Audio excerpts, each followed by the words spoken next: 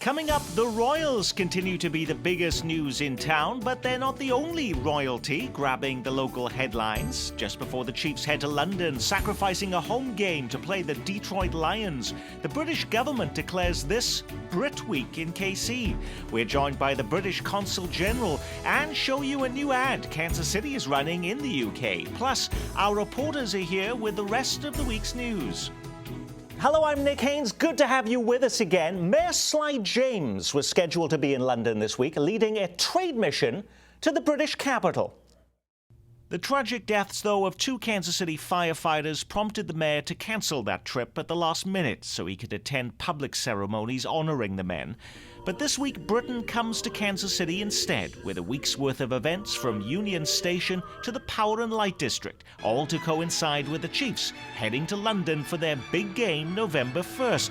Not everyone, of course, is happy the Chiefs are giving up a home game to play across the pond. It's a punch in the gut to every barbecue-eating tailgater who has stuck behind this team for over 50 years. And you throw in the fact now that this game will air at 8:30 in the morning, our time. So does that mean the tailgate party begins at 5 a.m.? But when it comes to being fans of the NFL, they've got a lot to brag about. Get on your feet and make some noise! Every year around this time, this chunk of turf in London looks and feels a lot like America. The NFL says there are now 12 million fans in the UK. All American football games take place here at Wembley, the home of English soccer, and they've all been instant sellouts. In fact, there are now 30,000 season ticket holders. There's so much going on in the game. It's so fast-paced. You know, it's great. We love it. The glitz, the glamour. It's got everything. Is it time for an NFL franchise in London? I'd love one here. It'd be fantastic. I think it would really cultivate like the passion that UK fans have for the game. And that passion is shared by the British government, which is on notice as saying they'll do whatever it takes to secure an NFL franchise in the UK. I'm in talks with the NFL, sorting out the arrangements. The real prize, the touchdown for London, would be to get a team based here. George Osborne ending that report. He's the British Chancellor of the Exchequer. With me now is the British Consul General, headquartered out of Chicago, but in Kansas City all week, Stephen Bridges. Great to have you with us. We may not be feeling terrific about our Kansas City Chiefs here right now because of an incredibly disappointing season, but they're going to be treated like rock stars in the UK. We love the NFL in the UK. We're going to love the Chiefs. Every game that is played in London is sold out. As the clip that you ran earlier, it's 85, 90,000 people, and it doesn't matter. The Chiefs, with the history that the Chiefs have, they're going to be adored in London. So why is it just the Chiefs that are the big deal, or the NFL is such a big deal? You know, certainly in Kansas City right now, the Royals are the only game in town. No interest in Major League Baseball there? Not to the quite same extent, Nick, as American football. The NFL, I mean, this isn't a new thing. NFL's been popular in the UK for about 20 years. I remember about 20 years ago when I was living in London, I used to sort of get up on a Sunday morning and watch it on one of the TV stations. And that's been going on for several decades now. So, and as the Chancellor said, we would love to have our own franchise.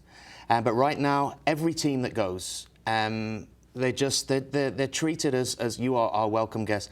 I know I'm probably not the most popular individual in Kansas at the moment, taking the beloved Chiefs away from a home game. So to the people of Kansas, I apologize for borrowing your Chiefs for a day, but they will be treated like royalty, and we love the NFL. Well, this is also a great opportunity for Kansas City, advertising for the first time in the UK. So what message will Brits get to see? Here's the ad Kansas City will run on the Jumbotron at Wembley Stadium.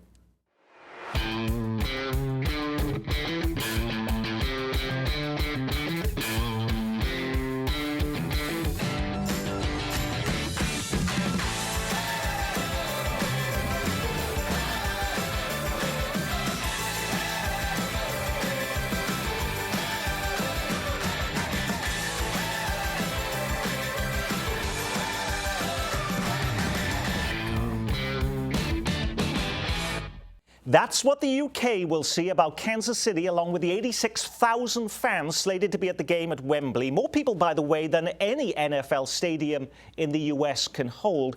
What do British people know about Kansas City now?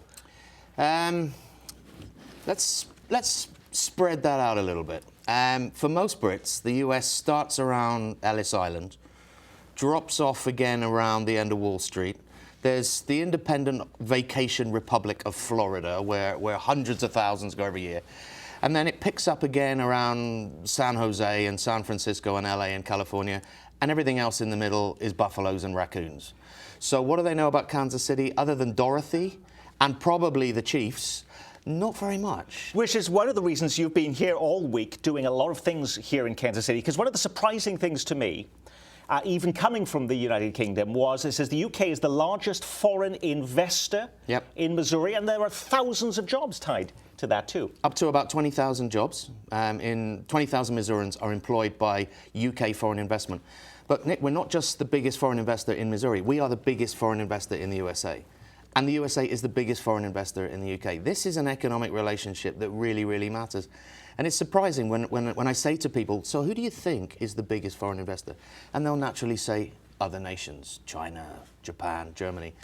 And it's us, and by quite a long margin. And we have been for many years. That is the strength of our economic tie. Much maligned here over the healthcare debate is the National Health Service in the United Kingdom.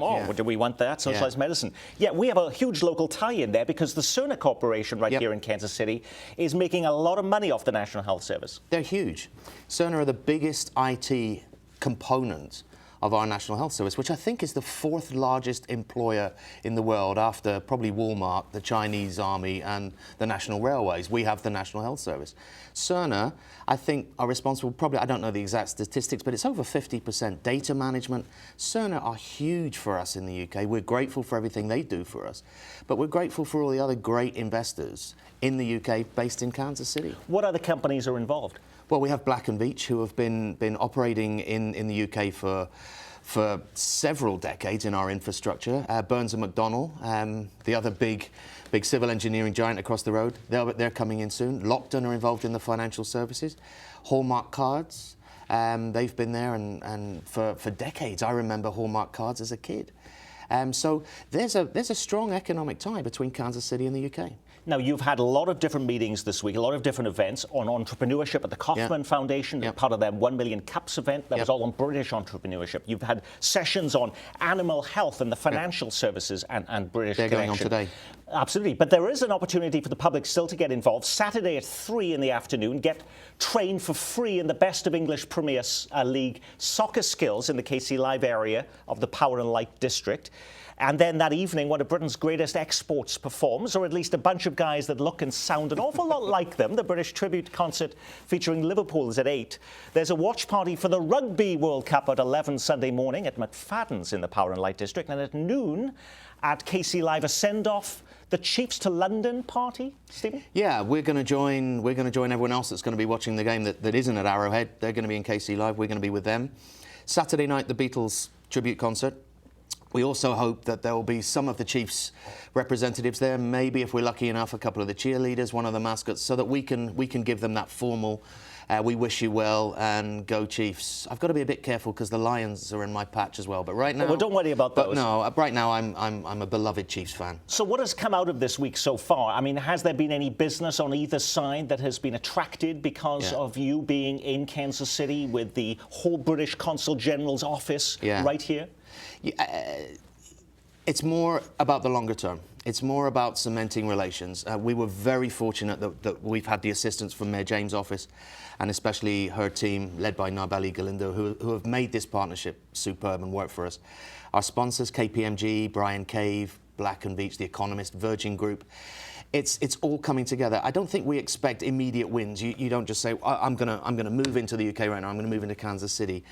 We already have that strong relationship. It's about developing it beyond that, strengthening that, telling the big investors that we have in the UK that we're really grateful for everything they do for us. We appreciate and we're ready to help them in whatever way we can, and looking after those that we've got here too. So it's coming together. British Consul General Stephen Bridges, thank you so much for being with us. Up next, the week's news in review with our reporter roundtable.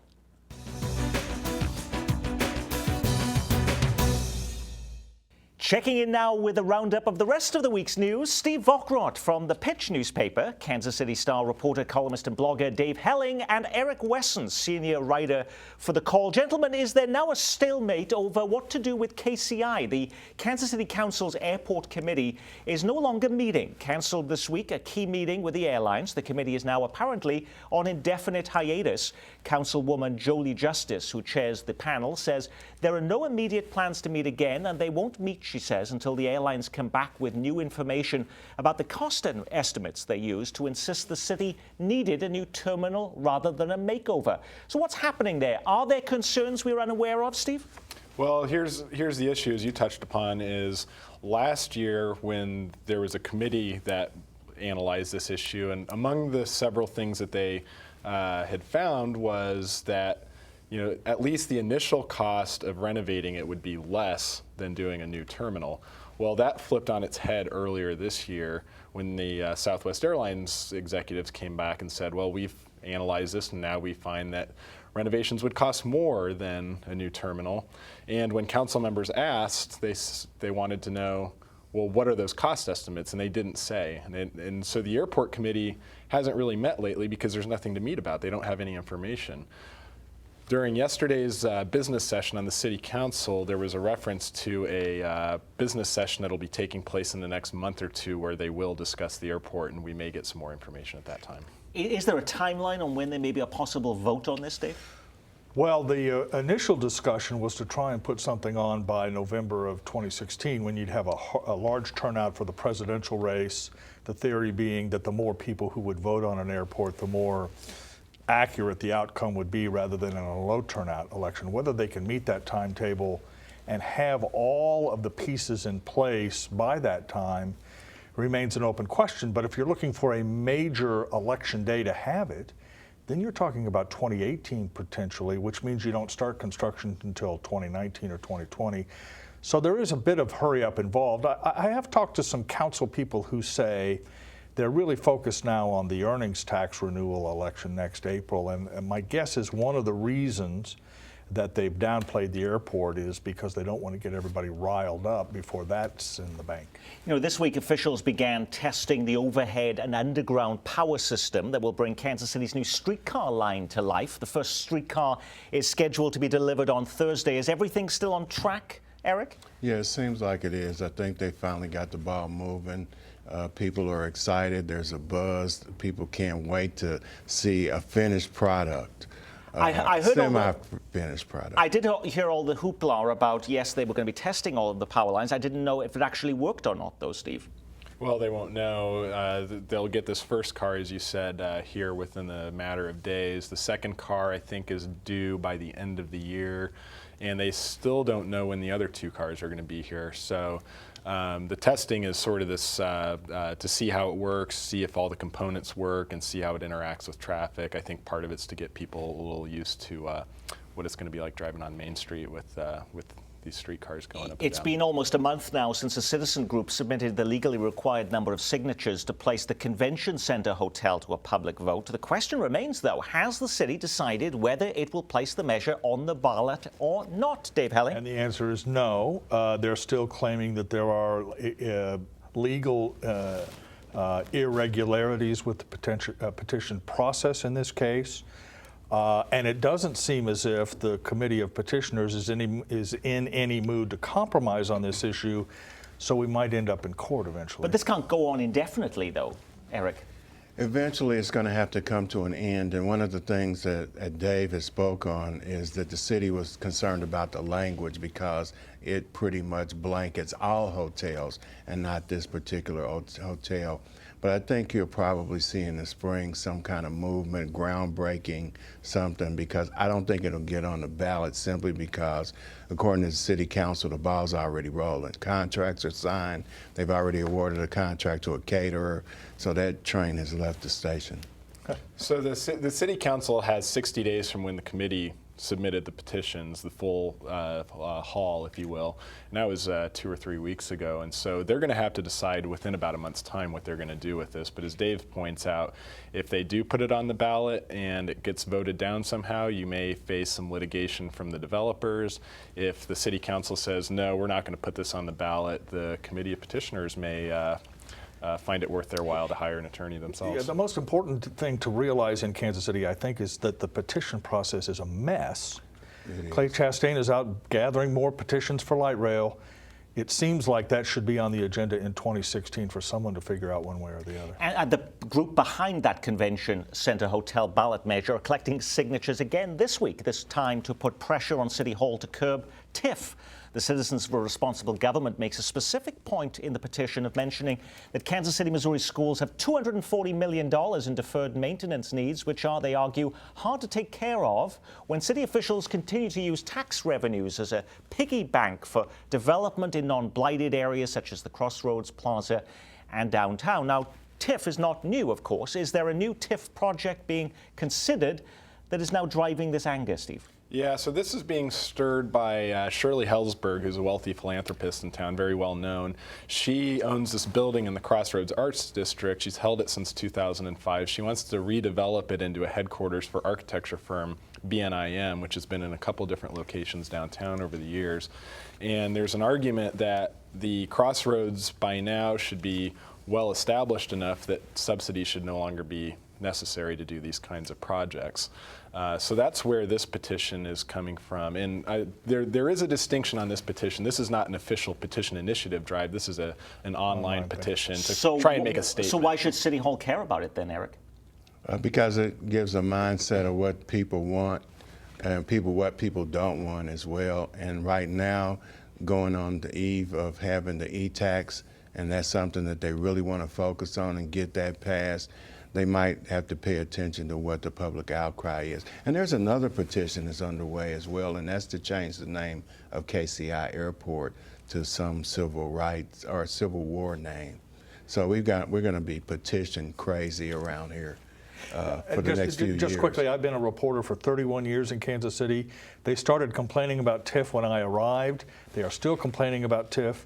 Steve talks about the Crossroads being established. Kansas City TIF'd the plaza, the Country Club Plaza. So the idea that somehow there's some limit to this tool is really based more on people and policy than it is on what the law says. But there seems to be much more public recognition of this, and we've seen certainly in Johnson County, the Shawnee Mission School District was looking to veto trying to veto a proposal to put in changes over at the Meadowbrook Country Club in Prairie Village there, because they were saying it was going to cost them so much in the tax revenue that would have come to the school district.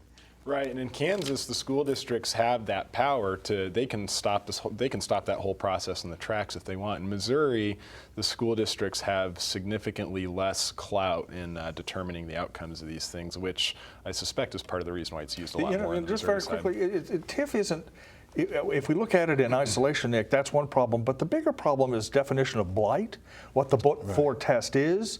Those things are very squishy, always have been in Kansas City. That's why these controversies pop up. One of the biggest local fights recently has been over raising the minimum wage. Is the next one over tobacco?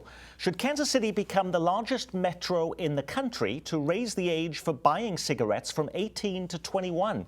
The Greater Kansas City Chamber is joining other civic leaders in a push for the change. Is this a ballot change, though, or can Kansas City or Overland Park City Council or Lee Summit City Council decide to just bite the bullet and do this? I think the Chamber of Commerce's position is that cities in the area can do it on their own volition with the stroke of a pen on an ordinance if it passes the councils of all those respective areas. What you're going to get into, I suspect, with some of this is how effective is it if you have this patchwork of uneven ordinances. If you have, say, if Overland Park passes it, but not a neighboring city like Leawood, how much effect do you really have if you're raising it in some areas and not in others. And I see the opponents of this already coming forward and not arguing on the merits of tobacco or trying to decry that, but rather that all it will do is shift smokers from one city to the other, Eric. Yeah, and that's basically it. Instead of buying them in Kansas City, they'll go buy them in Raytown or Independence or someplace else.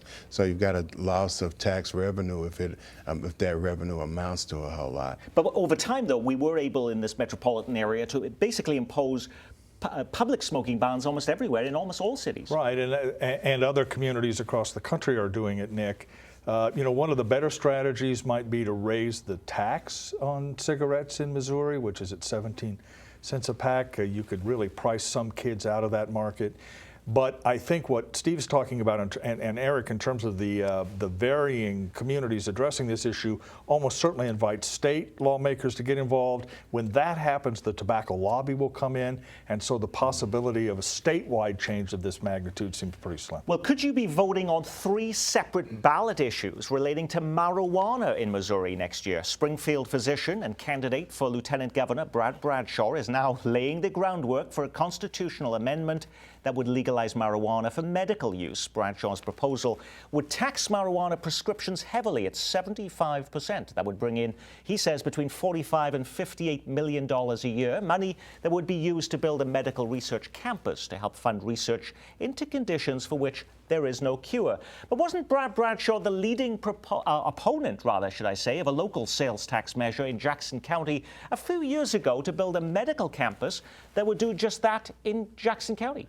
Yeah, he was opposed to the Jackson County measure. I think he sort of felt like that his idea of doing a statewide tax for the same thing was sort of co-opted and hastily thrown on the ballot in Jackson County, and it failed spectacularly. And so he sees that passing a sales tax for this sort of thing statewide is unlikely. So he's turning his attention to taxing medical marijuana to accomplish the same goal. Okay. Dave. I met with Dr. Bradshaw this week to talk about this plan. He's pretty convinced that medical marijuana, at least in Missouri, is inevitable in his words. There will be a problem, though, if this gets on the ballot and is taken to the people, and that problem is the tax is very high, 75% of the retail plus some other fees. In essence, that tax will be levied on sick people who are seeking marijuana. And since insurance companies won't cover those costs, and because of the federal illegality, or at least it's not likely they will, in essence, very sick people are going to have to pay a lot of money to build whatever it is that Brad Bradshaw wants to build. He'll have to explain that if he expects the voters to approve it. But I mentioned 2 other proposals on the ballot. Why is this different, Steve? Well, this is different because he wants to earmark the taxes for a very specific thing that he wants to build. And part of the problem that I see with Mr. Bradshaw's plan is if recreational marijuana ever becomes legal in Missouri, which is probably a little ways off, but if this thing's built and supported by medical marijuana, do you really have a need any longer if recreational marijuana becomes legal in Missouri? Do you see a shift in public support on this issue, Eric?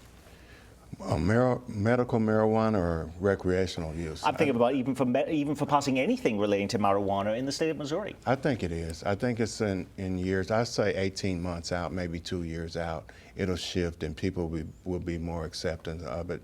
Especially given the prison population and the overcrowding and getting those people out and people that have cases pending. So I believe within 2 years, you'll see it on the ballot to go ahead and legalize it in the state of Missouri. Just very quickly, one of the things that's interesting about the Bradshaw proposal is that it's a constitutional amendment in Missouri.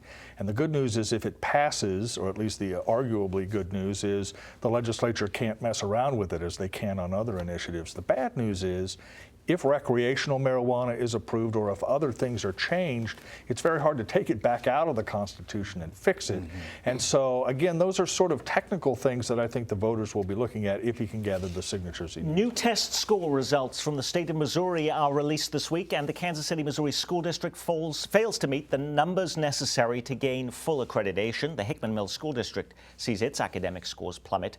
Back to Kansas City schools, not only are the numbers down on last year, but the district scored a 0, no points in the area of science. What went wrong 5 months after the departure of the last permanent superintendent of the Kansas City, Missouri School District left for Atlanta, Steve Green. Eric? It never was a sustainable plan, and that was one of the things that they argued about before they gave them provisional accreditation, is will they be able to maintain these test scores, because everybody was up in the air and excited about it. Their plan didn't work. Urban school districts all over the country are a problem in figuring out a formula in which to educate them. But the plan that Stephen Green had was short-term. Everybody knew it. Hickman Mills has a lot of issues, and when you get into looking at these school districts, Hickman Mills, for example, they have to pack lunches for kids over the weekend. 80% of the people living in that area are transient people, rental property. Urban education is a very serious problem. So they're under interim leadership right now in the Kansas City, Missouri School District. What is the status of bringing in a new superintendent for the school district? They haven't made a lot of conversation about it. I think they have a search team out. I don't think anybody really wants to come in. I think it'll be another thing where you've done the last two superintendents come in and make $250,000 a year and then find someplace else to go. But I think the more important commentary is how the community allows this to happen. We've got this movement, Black Lives Matter. Well, Black Lives Matter with education too, but it doesn't seem that anybody is outraged or upset about it in the manner that they were about a police killing somebody. And that's the real tragic conversation there. And finally this week, as Johnson County Community College marks 25 years of its most prominent building, the Carlson Center, students there are now lobbying for the name of the former college president, Chuck Carlson, to be removed from the building. Carlson was accused of having made unwanted sexual advances to a female employee shortly before he abruptly retired in 2006. There were calls for the renaming then. His name is still there. Are the sensibilities over these issues greater today, Steve? It's hard to say. I mean, with Chuck Carlson's situation, the allegations were never proved. He resigned, and and I think this issue's bubbled up a couple of times over the past, and now it's coinciding with the anniversary. It's hard to say really where this thing's going to. Dave, I think sensibilities remain high, as they should be. Whether this is the appropriate approach will be for others to decide. But the problems with sexual harassment in this country are a top agenda item, and we should continue to pay attention to. And that is our Week in Review. Dave, Eric, and Steve, thank you so much for being with us. I'm Nick Haynes from all of us at KCPT. Thanks for spending part of your weekend with us.